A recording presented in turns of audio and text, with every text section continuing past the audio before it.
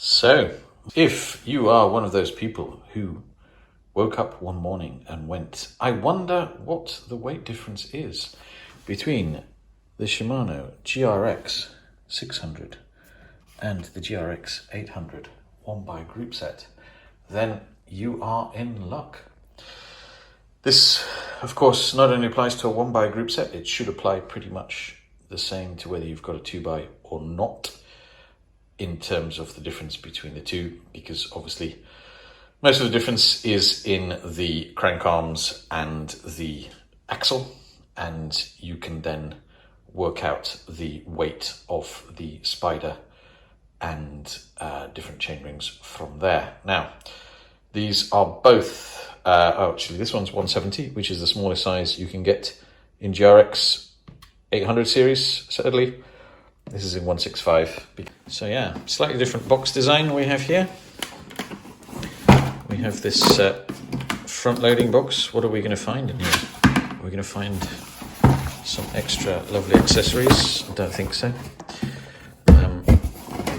See, they've gone for a slightly higher end black, whereas the basic GRX, we just get this blue. You may have seen this already from when I changed from Tiagra to GRX, but you get the arm here and you get this kind of pull out box, and there is your crank and the little bolt. And quite frankly, despite the lovely box, you'd struggle to tell those apart. You get a much nicer pulley outy bit. And then inside, you've got exactly the same. So let's get them weighed. I'm going to leave the bags on because I'm going to send these as they are. And I might have to adapt how I see. No, we should be able to get those on. So let's get that zeroed. And if we put these two on here in as balanced way as possible, there we go. We have 659 for the slightly more expensive. I'm not going to bother weighing this as well. 660. And now let's go for the always Macs are perfect places to put the chain. Let's get this one and this one.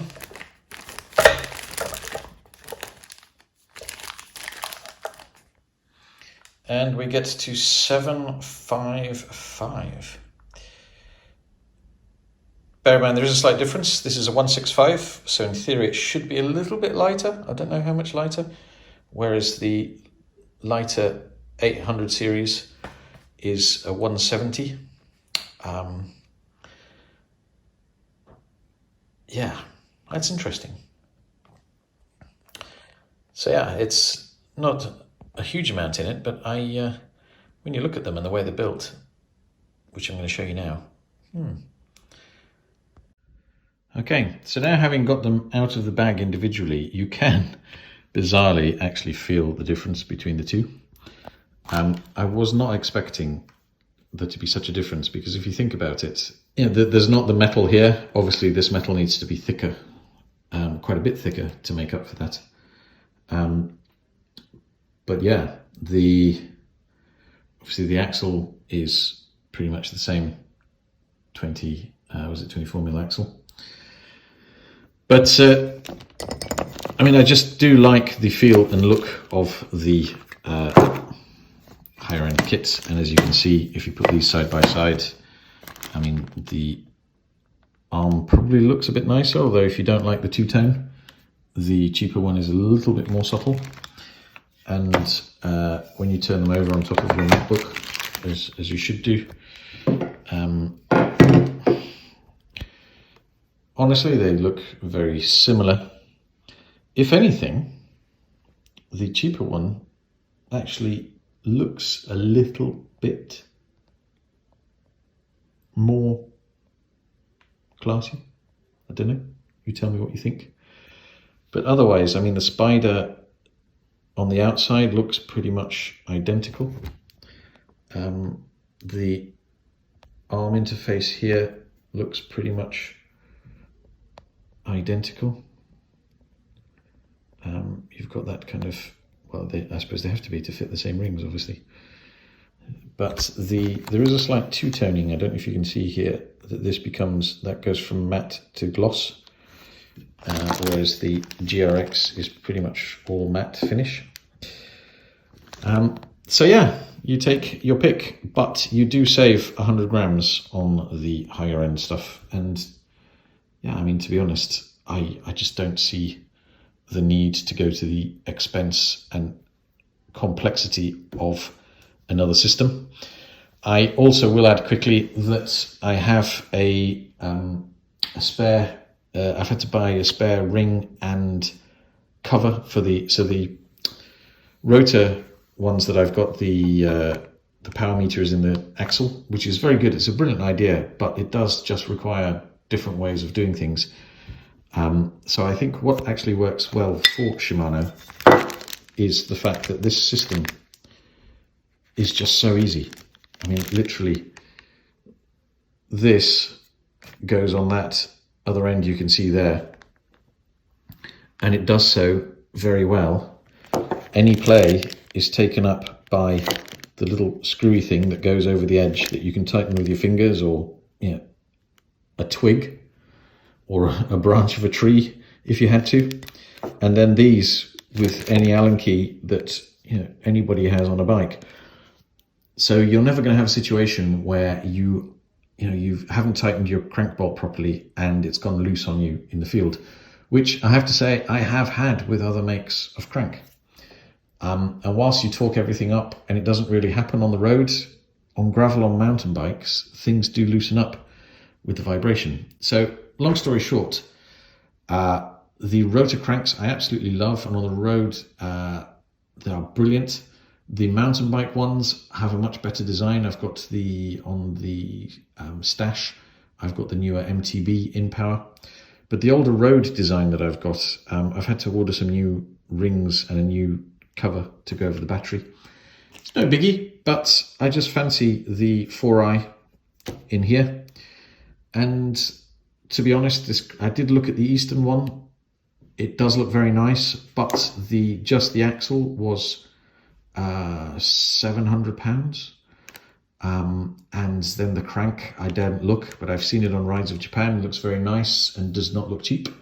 So you're looking at, I don't know, well over 1,000, whereas this crank was 149 UK pounds. This one is under 100, but this one obviously is the only one you can put power on. When you put power on, it's $299, which by the time, I didn't say this on the previous part of the video, but on the 4i video, I meant to say that it's $70 shipping there and back. So I haven't looked. The exchange rate of the dollar is all over the place, but I'm pretty sure it's still going to work out at way under £500. And the rotor was £500 just for the crank arms. I then had to buy the spider and the chain rings, etc. So for now, for the simplicity of having two identical cranks on the two gravel bikes for comparison, I did look at having another rotor, but they don't make the original rotor that I've got, so they weren't going to be identical anyway, and we were looking at big money. I mean, it's, whereas I can put two, for the same amount as one new power crank, or just the axle for the Eastern, I can have two power cranks on the bikes. Granted, it's only one side. The Eastern, I think, maybe two sides, but the rotor ones I'm getting are only single-sided. And quite frankly, I'm pretty happy with how single-sided has gone. I see myself as a pretty balanced individual. I do have one dual-sided one, and the most difference I've ever had, I think probably the most on a bad day when I had an injury was probably 48%, 47% one side. So, ultimately the total power is a cycle of two pedal rides, right? And so, unless you're practicing souplesse, one-sided is pretty much enough for me. Let me know if you think I'm horrendously wrong in the comments, obviously. It has been known to happen. But yeah, I will say the ring seems to be slightly nicer. The GRX ring has this kind of, seems to be a different ring. Is it a 10-speed ring? No, it says 11-speed 40T, but the one on the GRX is just that little bit shinier. So there you go. I hope you have found this useful. If you have, remember to subscribe, comment, check the little bell icon,